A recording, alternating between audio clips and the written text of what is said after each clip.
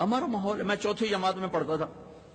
ہمارے استاد سے ماسٹر شفیع صاحب رحمۃ اللہ علیہ بڑے محنتی تھے، لیکن وہی ماحول تھا، سوٹے سوٹے ڈنڈے ڈنڈے. دسمبر کا مہینہ، سردی. ایک وہ اس کا حساب کا سوال لکھایا سلیٹ کے اوپر. ہم 15 لڑکے یوں لائن میں بیٹھے. اچھا میں نے دیکھا، مجھے نہیں آتا تھا. میں کہا چلو معافی تلافی ہو جیسے. جب وہ پہلا اس کو نہیں آیا تو پتہ نہیں کو 8-10 ڈنڈے پہ. میں کہہ لے وے مارے گئے یا اللہ. پھر دوسرا اس کو بھی ڈنڈے، پھر تیسرا اس کو بھی ڈنڈے. کسی نے نہیں آیا.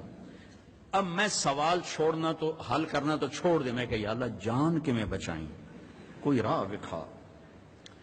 اچھا ہمارا دیہاتی کلچر تھا تو ابا جی رحمت اللہ علیہ، یہ کوئی رشوت نہیں ہوتی تھی، یہ اپنی سعادت سمجھ کر استاد جی کے گھر گندم جاتی تھی، چاول جاتے تھے، اور گھی جاتا تھا، مکھن جاتا تھا، دیسی شکر اس وقت تیار ہوتی تھی وہ جاتی تھی، گنے جاتے تھے، مرچیں جاتی تھیں، کنو جاتے تھے، آم جاتے تھے. یہ سب کچھ جو ہم لگاتے تھے. اب میں سوچ میں پڑ گیا یا اللہ ہوں کی آکھاں استاد جی نوں کڑک آمنی ہے، چاول آمنے، کس سے شاید ابھی موسم کوئی نہیں ہے جی کی کراں. پھر مجھے یاد آیا مرچاں کھلوتیاں. اب جب 2 لڑکے رہ گئے نا تو میں مسئلہ حل کر چکا تھا.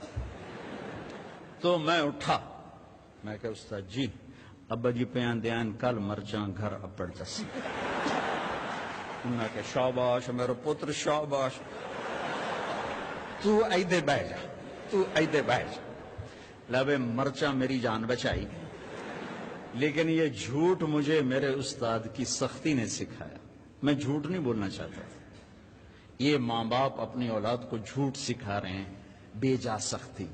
ٹیچر پروفیسر بچوں کو جھوٹ سکھا رہے ہیں بے جا سختی سے. اور آپ سے کہتا ہوں کہ ادب انسانیت کا زیور ہے. ادب انسانیت کا زیور ہے. جو ایک حرف بھی پڑھا دے اس کے آگے کبھی سر نہ اٹھانا. اللہ تمہیں علم بھی دے گا، رزق بھی دے گا، عزت بھی دے گا. ماں باپ ہیں، استاد ہیں، سب کو عزت دو. اللہ تمہیں عزت کی چوٹیاں دے. تو میرے نبی کی پاکیزہ زندگی جس میں خامند اور بیوی کا ایک بہت خوبصورت رشتہ ہے، پھر اس میں ماں باپ کا بہت خوبصورت رشتہ ہے. میرے نبی نے فرمایا اگر میری ماں زندہ ہوتی تو میں ایسی نوکری کرتا کہ عشاء کی نماز کے مصلی پر ہوتا، ادھر سے میری ماں کہتی محمد تو میں کہتا جی اماں جی. نماز توڑ دیتا. میں کہتا جی اماں جی. میرے نبی سے پوچھا گیا قیامت کب آئے گی؟ تو اللہ کو پتا ہے. کہ کوئی نشانی؟ کہ جب ماؤں کو ذلیل کیا جائے گا آ جائے. ایک اور بات سن رہی، جب بیٹیاں ماؤں کو ذلیل کریں گی تو قیامت آ جائے گی.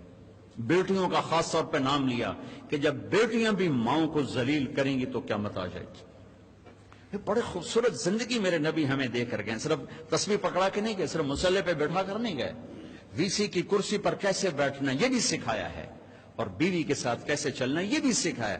عورتوں کو بھی سکھایا ہے کہ اگر میرے دین میں سجدہ ہوتا تو میں بیوی سے کہتا اپنے خامند کو سجدہ کر. اور ماں کے قدموں تلے جنت ہے تیری، باپ تیری جنت کا دروازہ ہے. ابو ہریرہ جا رہے تھے، ایک نوجوان آگے جا رہا تھا، ایک بڑے میاں پیچھے جا رہے تھے. گو بھائی کہ جی ما ھذا من کا، یہ کون ہے؟ کہ جی میرا ابا. کا پیچھے چل، اس کو آگے چلا، اس کو آگے چلا، خود پیچھے چل. کبھی اس کے آگے نہ چلنا، کبھی اس سے پہلے نہ بیٹھنا، کبھی اس سے پہلے نہ بیٹھنا. امام زین العابدین پاکیزہ ہستی، اماں کے ساتھ کھانا نہیں کھاتے تھے. اور عرب میں وقف الگ الگ پلیٹیں ہیں نا، یہ تو ہمارا دستور ہے. عرب کا دستور ہے کٹھے کھانا. تو ایک شخص نے کہا حضرت آپ ماں کے ساتھ کھانے کو نہیں کھاتے؟ آپ تو اتنے ماں کے فرما بردار ہیں. کہا بھائی مجھے ڈر لگتا ہے کہ میری ماں کی آنکھ کسی بوٹی پہ پڑے اور اس کا ہاتھ آگے آنے سے پہلے وہ بوٹی میں اٹھا کے کھا دوں تو کہیں اللہ کی بارگاہ میں مردود نہ ہو جاؤں، اس لیے میں اماں کے ساتھ مل کے کھانا نہیں کھاتا. سو جن کے ماں باپ زندہ ہیں، استاد بھی باپ ہوتا ہے، سسر بھی باپ ہوتا ہے، ساس بھی ماں ہوتی ہے. اپنے استادوں کو بھی باپ سمجھو، حقیقی باپ کو بھی باپ سمجھو. حضرت علی نے فرمایا جو مجھے ایک حرف قرآن کا نہیں کوئی ایک حرف سکھا دے، قرآن نہیں کوئی، تو میں اس کا غلام ہوں، جہاں چاہے بیچ دے۔ ادب کرو گے تو اللہ علم دے گا، ڈگری کے لیے نہ پڑھو، علم کے لیے پڑھو، اللہ تمہارے لیے رزق کا دروازہ بھی کھولے گا، علم کا دروازہ بھی کھولے گا۔ ٹیچروں سے کہتا ہوں طلبہ کو محبت سے لو، ٹانٹنگ نہ کریں، طنز نہ کریں، بے عزت نہ کریں۔ بے عزت کرنے سے ریئیکشن ہوتا ہے، عزت ختم ہو جاتی ہے۔ اگر چھوٹوں کی محبت لینی، انہیں عزت دینا شروع کریں، انہیں پیار دینا شروع کریں، وہ آپ کو عزت دیں گے۔ اگر آپ بڑے ہونے کا روب جتلا کر ان پر سختی کریں گے، ریئیکشن آئے گا۔ ہمارا ماحول ہے شد، ماں باپ بھی سختی کرتے ہیں، ماں باپ بھی تربیت کے نام پر ڈنڈا اٹھائے پھرتے ہیں، اور کتنے بچوں کو بیمار کر دیا۔ تیرے نمبر کیوں تھوڑے ہیں، تیرے نمبر کیوں تھوڑے ہیں، تیرے اے کیوں تھوڑے ہیں، پتہ نہیں ایک تو اے بی کی تھوا بڑا ہے، تو ان کو پاگل کر دیا ہے۔ اب یہ واچ کرو، دیکھو ماتھے پر رزق لکھا ہوتا ہے، ڈگریوں پر رزق نہیں لکھا ہوتا۔ یہ اچھے انسان بنے، اچھے انسان بنے، معاشرے کا اچھا فرد بنے، پڑھانے کی محنت ضرور کرو، پاگل نہ بنو، اپنی اولاد کو پاگل نہ کرو۔ میرا ایک بچہ ذہین تھا، دوسرا ذرا متوسط تھا، تو میری بیگم نے دونوں کا آپس میں مقابلہ کرا چھوٹے کو بڑے کا دشمن بنا دیا۔ تو دیکھ تیرے اتنے تھوڑے نمبر آئے، یہ تیرا بھائی ہے، دیکھ اس کے کتنے اچھے نمبر آئے۔ وہ چھوٹے وہ بڑے کے گریبان پکڑنے لگے، اور اتنا اس کے ساتھ وہ بدتمیز ہو گیا۔ میں کہا ویکھ اے تیرے مقابلے دا نتیجہ ہے۔ ایک کا قدرتی استعداد تھوڑی ہوتی ہے، کسی اور چیز میں زیادہ ہوتی ہے، ایک پڑھنے میں اچھا ہوتا ہے، ایک کسی اور چیز میں اچھا ہوتا ہے۔ یہ ایسا خوبصورت نظام ہے جس نے 6 بر اعظم کے انسانوں کو ایمان بھی پہنچایا ہے، کلمہ بھی پہنچایا ہے، اور لاکھوں غیر مسلموں کو ایمان میں آنے کا راستہ دکھایا ہے۔ میں آپ سب بچوں سے کہتا ہوں کسی سیاسی تحریک کا حصہ نہ بنو، کسی سیاسی پارٹی کا حصہ نہ بنو، کوئی نعرے بازی نہ کرو، جو بھی آئے گا اپنا جیب لے کر آئے گا، اپنا پیٹ لے کر آئے گا۔ اپنے آپ کو ٹھیک کرنے کی محنت کرو۔ سب سے بڑی سیاست ہے کہ تم اللہ کو راضی کر لو۔ جو پڑھ رہے ہو اس میں تم علم والے بنو، صرف ڈگری والے نہ بنو، علم والے بنو۔ اور آپ کے ہاسٹل کی فضا ہے، آپ نوجوان ہو، آپس میں لڑائی جھگڑے بھی ہو جاتے ہیں، ایک دوسرے کو معاف کرنا، جس کسی سے لڑے ہوئے ہو صلح کر لینا، ماں باپ سے لڑے ہوئے ہو ان کے پاؤں پکڑ لینا، بیوی سے کوئی سینگ پھنسے ہوئے معافی مانگ لینا، بیوی کے خامن سے کوئی اڑبن ہے تو معافی مانگ لینا کہ میرے اللہ کو معاف کرنا انتہائی پسند ہے۔ اور خاص طور پر میاں بیوی اگر لڑ کے آپس میں صلح کریں تو اللہ ان کے پچھلے سارے گناہ معاف کر دیتے۔ یہ صلح اللہ کو ایسی پسند ہے۔ تو اب ہاسٹل میں پارٹیاں بن کے نہ رہو، آپس میں اگر کوئی جھگڑا لڑائی ہے معاف کرو، گلے سے لگو، سینے سے لگو، اپنے حوصلوں کو خوبصورت بناؤ قرآن سے، میوزک سے نہیں، قرآن سے۔ اللہ تمہیں جنت کی میوزک سنانے والا ہے۔ ایک نغمہ چھڑے گا نا تو ہزار سال ایک ہی نغمہ تمہیں سناتا جائے گا، تم سر دھنتے رہو گے، تمہارے سننے کا مزہ ختم نہیں ہوگا۔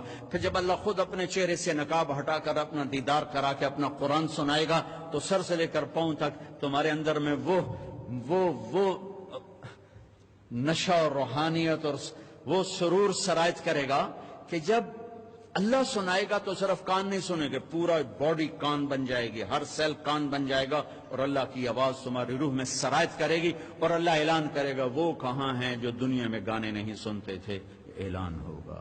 اب تمہاری مرضی ہے کہ تم یہ ڈھول ڈھمکے سن لو یا میرے رب کی جنت کے گیت سن لو، میرے رب کی جنت کا نغمہ اور موسیقی سن لو۔ تو آپس میں میرے عزیزو پیار محبت سے رہو، آپس میں الفت سے رہو، درگزر سے رہو۔ کبھی کھٹ پٹ ہو جائے تو کسی سے کو ہماری صلح کراؤ، خود کرو، نہیں کر سکتے کسی سے کو بیچ میں پڑے، وہ نہیں پڑھ رہے تم اوپر کے بچے مل کر ان کی صلح کراؤ۔ نفرت سے نہ رہو، محبتوں سے رہو، اور قومیت کی بنیاد پہ نہ چلو، امت کی بنیاد پہ چلو، امت کی بنیاد پہ چلو۔ والدین سے کہتا ہوں اپنے بچوں کے رشتے میں قوم کو نہ دیکھو، دینداری کو دیکھو، نیکی کو دیکھو۔ یہ ہم اپنی قوم سے باہر نہیں کرتے، اس نے ہماری بچیوں کی زندگیاں برباد کر دی، ہمارے بچوں کی زندگیاں برباد کر دی، اور بے جوڑ رشتوں نے تباہی کے دروازے کھول دیے کہ اپنی قوم میں کرنا چاہے وہ کیسا ہی کیوں نہ ہو۔ اس بت سے بھی ماں باپ سے کہتا ہوں باہر نکلو، اولاد سے کہتا ہوں ماں باپ کی مرضی کے ساتھ قدم اٹھاؤ۔ تم بھی اس حد تک کراس نہ کرو باؤنڈری کے کورٹ میں جا کے تم شادیاں شروع کر دو. اور ماں باپ سے کہتا ہوں اتنا مجبور نہ کرو کہ ان کی زندگیاں اجیرن ہو جائیں، ویران ہو جائیں. کہ جس نے زندگی گزارنی ہے، ایجاب و قبول لڑکے لڑکی کا حق ہے، ماں باپ کا حق نہیں ہے.